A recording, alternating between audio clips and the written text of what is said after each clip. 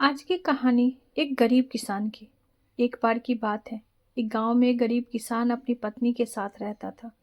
उसके पास एक गाय और थोड़ी सी खेती के लिए जमीन थी, जहां वह दिन भर अपने खेतों में काम करता था। तब कहीं जाकर उसे खाने के लिए अनाज हो पाते थे।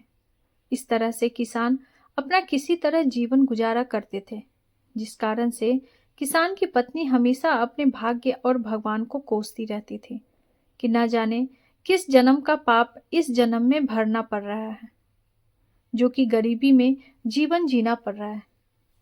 पत्नी की बातों को सुनकर किसान मन ही मन खुद को और अपने भाग्य को कोसता रहता था कि न जाने कब उसकी किस्मत के भाग्य बदलेंगे। एक दिन की बात है। दोपहर का समय था। किसान खेतों से आकर अपने घर पर अपनी पत्नी के साथ खाना खाने जा रहा था कि इतने में एक साधु महाराज भिक्षा मांगते हुए उसके दरवाजे पर पहुंचे और भिक्षा मांगने लगे। तो इतने में किसान घर के बाहर आया और बोला, साधु महाराज, हम सभी पहले से ही इतने गरीब हैं और किसी तरह अपना जीवन गुजार रहे हैं, और ऐसे में हम आपको कहाँ से दान दें। हमारा साथ तो ऊपर वाला भी छोड़ चुका है। गरीब किसान की बात सुनकर साधु महाराज उसकी स्थिति को समझ चुके थे और बोले, क्या तुम सच में अपने को गरीब मानते हो? ईश्वर पर से तुम्हारा विश्वास उठ गया है ना? तो साधु की बातों को सुनकर हामी भर दी और किसान बोला, हाँ महाराज, हमारे साथ कुछ ऐसा ही है।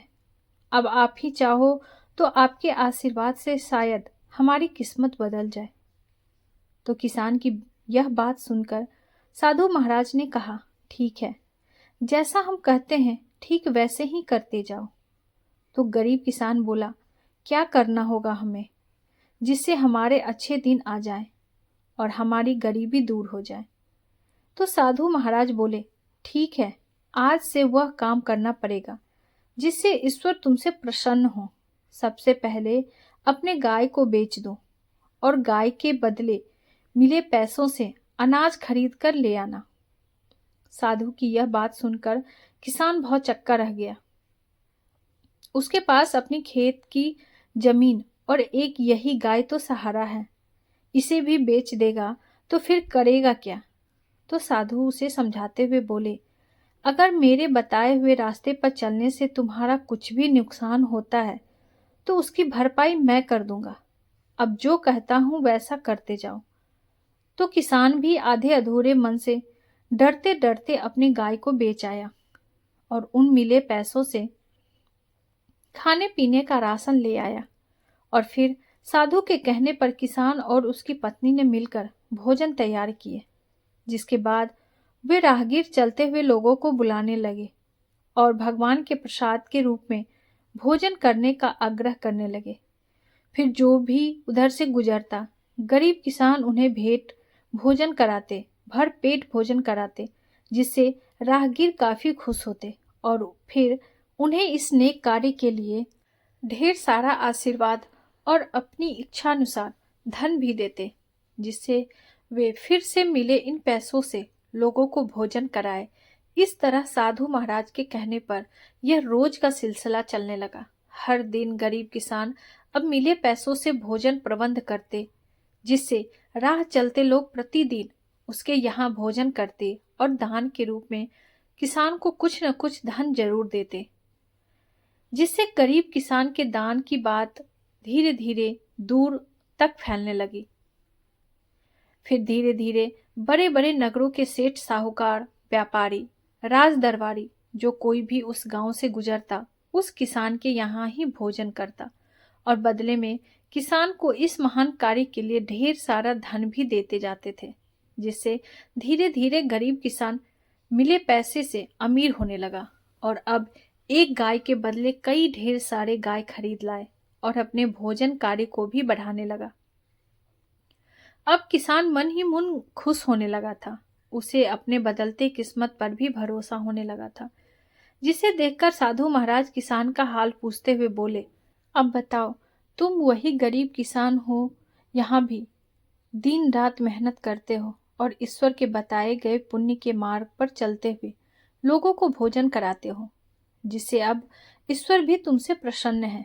पहले यहाँ खुद के लिए मेहनत करते थे, खुद के लिए ही सोचते थे, लेकिन अब दूसरों की भलाई के बारे में सोचने लगे हो, तो ईश्वर भी अब तुम्हारे इस नेक कार्य में तुम्हारा साथ देते हैं। यानी हम सभी ईश्वर को कोसते तो जरूर हैं, लेकिन ईश्वर के बताए मार्ग पर चल नहीं सकते।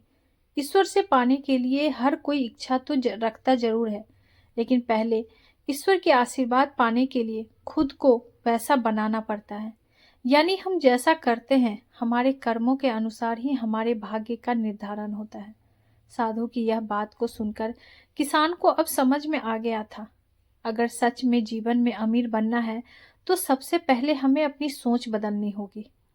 अपने लिए तो हर कोई जीता है, यदि हम दूसरों के लिए जीना शुरू करते हैं तो ईश्वर भी हमारी सहायता जरूर करते हैं।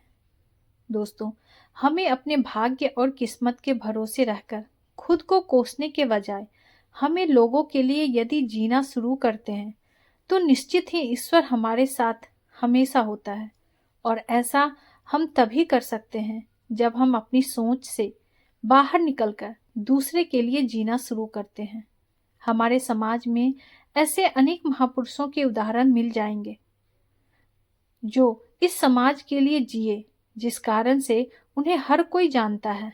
जो सिर्फ अपने लिए जीते हैं, वे अपने जीवन को एक निश्चित ही दायरे में जिक्र चले जाते हैं, फिर उनके बाद उन्हें कोई नहीं याद करता।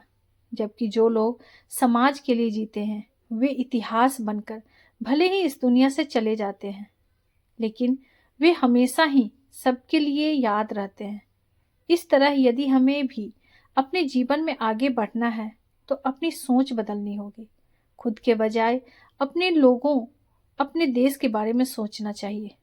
तभी हम जीवन पाने का सही महत्व जान पाएंगे और दूसरों के लिए उदाहरण बन पाएंगे।